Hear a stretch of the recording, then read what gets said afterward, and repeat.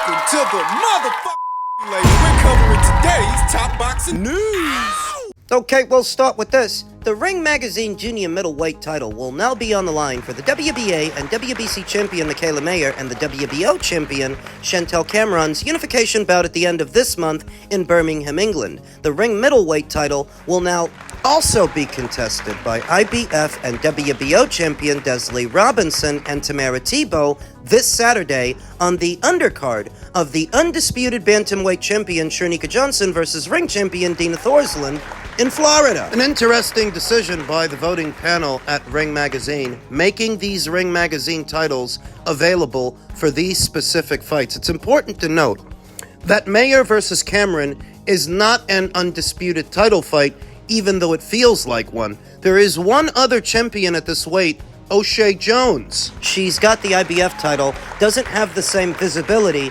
as Michaela, as Chantel. She's not as well known and has yet to make a splash. She also happens to be good friends with Michaela Mayer. In previous months, there was loose talk of them potentially facing each other since they're both champions at junior middle. That died down though. Recently, Michaela announced a hit list of names she means to go after her two-fight engagement with Chantel Cameron. O'Shea Jones was not among them. So this fight that she's about to have, being for the Ring Magazine title, creates a sort of awkward situation where they're inadvertently freezing O'Shea Jones out of the biggest fights at the weight. A fight with Michaela, a fight with Chantel. There's no guarantee that either of those fights happen for O'Shea Jones, who's promoted by MVP, the same as them. I don't get the impression Michaela is shooting for undisputed at junior middle. She didn't say that. She seems to still be shooting for undisputed at welter. That's why she keeps talking about that Lauren Price fight. Comes to Chantel. Chantel's a picky eater. We all know that. When she was ordered to fight Sandy Ryan, what did she do? She dropped the belt. That was at 140. So I don't get the impression she'd want to fight O'Shea Jones at 147. The main reason she's fighting Michaela is because Michaela moved up to junior middleweight the same as her. Mayer versus Cameron is said to be a two-fight series because both fighters have a rematch clause incorporated into their contracts, so that's going to keep both girls busy for the foreseeable future, though I wonder how O'Shea Jones feels about this, their fight being for the Ring Magazine title. Set to go down towards the end of this month on the 29th, to more immediate effect, the fight going down in Florida this weekend. Upstairs in the middleweight division, Desley Robinson versus Tam Tebow, a curious decision to make this fight between these two fighters for the Ring Magazine title, when the Shields versus Kay Scotch fight is also set to go down this month in a little over a week's time. One would think that they would have made Shields versus Scott for the Ring Magazine title because Clarissa Shields was once undisputed champion at this weight. She is a more experienced and decorated fighter than Kay Scotch, than Desley Robinson, and certainly more than Tam Tebow, who in my eyes is still a prospect. So why did they do it? Why would they make this weekend's fight for the Ring Magazine title and not Clarissa's? I'm gonna go ahead and say the quiet part out loud.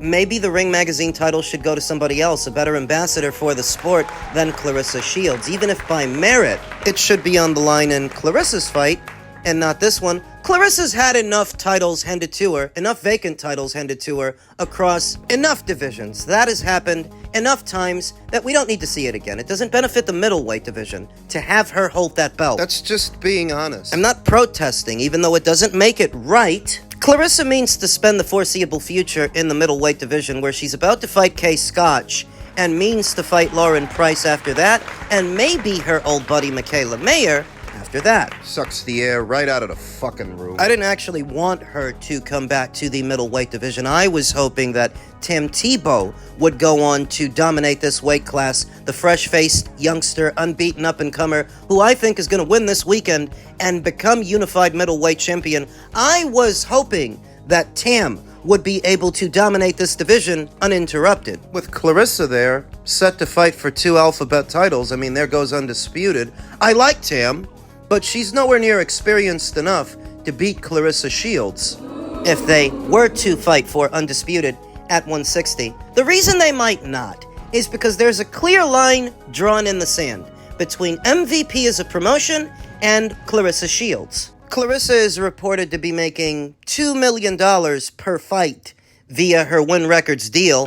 And I don't expect that MVP would kick that out just to bring her over to have her fight Tam. Fuck that. If you're the $2 million fighter, $2 million per fight fighter, the offers should be coming from you, shouldn't they? Bitch. Though I don't expect her to make one, because she's at odds with MVP and has been for years, because frankly, I never heard of anybody making life-altering money to box Clarissa. I've never heard of any woman getting a life-changing purse for that. I've heard it when it comes to Katie, and I've heard about it when it comes to Amanda, but not Clarissa. So I don't actually expect Clarissa and Tam to fight in spite of them both being set to become unified champions at the same weight. The only two in the not-so-distant future. Clarissa is focused on getting Lauren Price in the ring. In fighting Kay Scotch for 2 alphabet titles, that gives her 2 belts to bring to the Lauren Price fight and the potential Michaela Mayer fight that she's targeting. But I never heard Clarissa Shields once mention the winner of Robinson versus Tebow. The winner of that fight doesn't seem to be in her crosshairs. And I would call that a good thing. Yeah, Clarissa Shields is a better fighter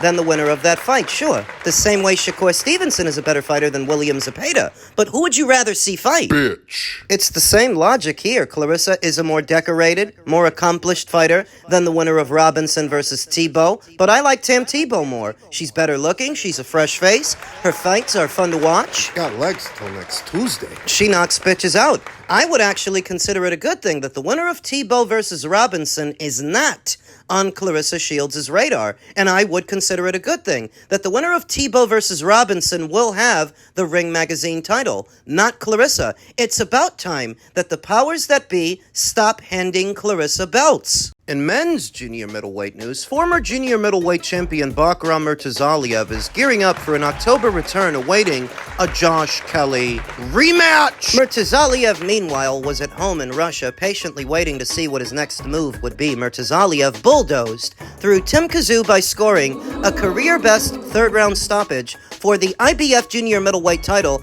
in October of 2024. The prolific performance immediately made Murtazaliev the perceived bogeyman of the division, and it took him 14 months to find a viable opponent in Josh Kelly.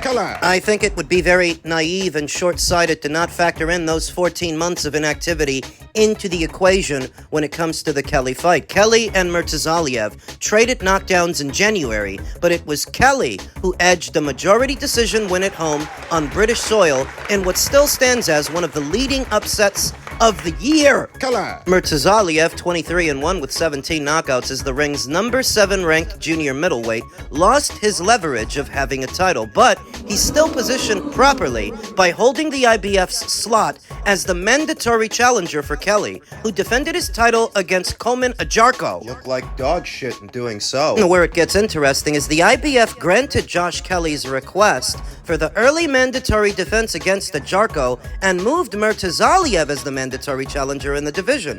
An IBF spokesperson told The Ring they essentially petitioned for Ajarko to be the next mandatory, and the IBF approved it, so Josh Kelly's schedule is clear for the foreseeable future. Murtazaliev, a 33-year-old from Grozny, Russia, was supposed to face Brandon Adams in a title eliminator this summer after Murtazaliev's promoter, Kathy Dova, of Main Event secured a $361,000 purse bid in May, but Adams passed on the encounter because he was unwilling to fight in Russia. At this point, we are trying to arrange a fight for him in Russia for some time in October, Duva told The Ring. It's against a solid, world-rated opponent that everybody is familiar with. If it's the guy we're hoping to get, Bakram needs to stay active. If Murtazaliev still held his IBF title, he'd be front and center at the negotiations table arranging title unification fights against junior middleweight champions Jaron Ennis and Sebastian Fundora. Yeah, with Jaron Ennis maybe, but not Sebastian. Sebastian doesn't want to unify anything. He's a big bitch. That privilege is now carried by Josh Kelly, who doesn't have to face an IBF mandatory challenger, another one, until April of next year. Bakram is here, but getting people to fight him is so hard, Duva said. Kelly doesn't want to give him the rematch after we gave him his shot. Bakram is a tough out for anybody. If any of these big names want to fight Bakram, he's more than happy to. It's not like guys are lining up to fight him. Fighting Bakram is a brutal fight for anybody, and that's why people don't want to fight him. Virgil has passed on Bakram 2 times. Check and check. Ortiz doesn't have anything lined up, so if he wants to fight next, we can do it. It's really frustrating. The sport has been very frustrating lately. I remember the reason Robert Garcia gave for Virgil Ortiz not targeting Bakram's IBF title. He said it was because of the rehydration cap. In the previous year that Bakram Murtazaliev spent on the bench, the reason Team Ortiz gave for not going after him, even though he was free, was because when you fight for the IBF, there's a rehydration cap. Virgil Ortiz, having had a bout with rhabdomyolysis, they didn't want to risk it. You know, because if he pushes his body too hard, it might rear its ugly head again. That's the reason they gave, and it sounded decent at the time, but you know, there's always a reason for Virgil to not fight somebody in there. Always something with that fucking kid. Always something. So Bakram Murtazaliev is on the comeback trail and looks to be fighting one more time before this year is out. It behooves him to do so whenever he can, as soon as he can. Josh Kelly beating Bakram took me by surprise because that's not the forecast I had. I thought Bakram was going to steamroll him. In hindsight, I think the 14 months off hurt Bakram Murtazaliev, who looked a bit slow, robotic. If he had been active in the previous year and wasn't shaking off ring rust, I think he would have plowed through Josh Kelly, who looked real human in his last fight with Coleman Ajarko. What accents the point I'm making? He definitely beat Bakram Murtazaliev, but a big part of that was catching him at the right time. All that inactivity definitely helped. So now Bakram's on the comeback trail, and he's looking to become Josh Kelly's problem one more time. The problem with that is by the time he gets there, Josh Kelly may not be IBF champion. Boots might take that title from him. I don't think Josh Kelly would win a rematch with Bakram Murtazaliev, what sort of paints him into a corner that you might as well have that fight with Boots sooner than later, because this guy is hot on your trail and set to become your problem again. You could just as easily lose to him as you could lose to Boots, but with Boots, at least you make some money. So fuck it. Bite the bullet and get your ass kicked. That was a career-best performance from Josh Kelly against Bakram Murtazaliev, but that is not the Josh Kelly that just fought Coleman Ajarko. It may as well have been 2 different people. I think Boots is going to blast him out of there. I think Boots is going to knock him out! Right around the same time that Bakram Murtazaliev is set to be returning to action, they say that Bakram is set to return in Russia in October, while Boots versus Kelly may go down in November. So that by the time April of next year gets here, Bakram Murtazaliev becomes Boots' problem. And I could go for that. You could too, because you're a little bitch. Listening to this video, it's a big part of the reason I tipped my hat to Jaron Ennis as potentially becoming the next face of boxing, or at least one of them, because he has a good supply of opponents to keep him busy. Not just the unification matches, but guys in a division. Guys like Bakram. Though as it pertains to unification matches, which seem to be Jaron Ennis' focus, he told Sebastian Fundora to keep his belt warm. Keep my belts warm for right now, Ennis told several reporters recently, referring to his fellow junior middleweight title holders. I will be coming to collect them very soon. Ennis became a unified champion in a second division when he stopped then WBA and WBO belt holder Xander Zayas in 7 rounds on June 27th. Now he's 2 wins from becoming an undisputed champion. That's why he's turned his attention to Kelly and Fundora, the 2 remaining belt holders at the weight, who hold the IBF and WBC titles respectively, and it appears that both Fun aren't afraid of Ennis, who is number 9 on the Ring Magazine pound-for-pound list. Kelly said immediately after he succeeded in defending his title by outpointing Coleman Ajarko in a tough fight on July 25th that he wants to meet Ennis next. He better before Bakram punches him in the seat. Fundora, 24-1-1 with 16 knockouts, has also said that he wants a piece of Ennis, although he's scheduled to return to the ring on October 17th against mandatory challenger Ermal Hadrebayej. I don't got a lot of stock in things Sebastian Fundora says. He can say that he wants to fight Boots Ennis, but we'll see if he does when the time comes, of course. That's exactly what Ennis, 36-0 with 32 KOs, wants to hear, but which opponent does he prefer? Doesn't matter. He simply wants to add titles to his collection. Whoever's willing to step in the ring with me and take that risk, Ennis said, when asked which champion he wants to fight first. That belt will be coming back to Philadelphia with me.